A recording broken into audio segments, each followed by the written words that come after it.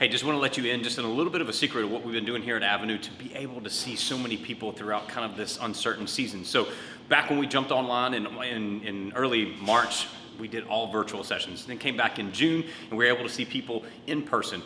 But also we had a lot of people who said, look, I'm just going to stay virtual. So we looked at it and said, why do we have to kind of like seclude some people into virtual and some people in person? Why can't we mix them together? So what we did is we went out and we tried to test this out a lot to see, can we make it happen here? So what we figured out, and this is, again, after now we've done almost 12,000 both virtual and in-person sessions together at the same time, we figured out a few things. One, we got these cool little lights, music stands, if you will. We got these lights that kind of go up on the backside of the computer, and we are, as you can tell, we're out in the middle of the gym floor. What we do is we kind of upgraded the AirPods here. We didn't just get the regular ones, we got the Pros, because these things start with a little bit of a noise cancellation, so when the radio's going on overhead, the person on the other side doesn't pick up the feedback from the audio in there. And then two as well, we don't put both AirPods in, we're putting just the one in, because now what I'm doing is I'm still connecting and engaging with the clients that are here in person.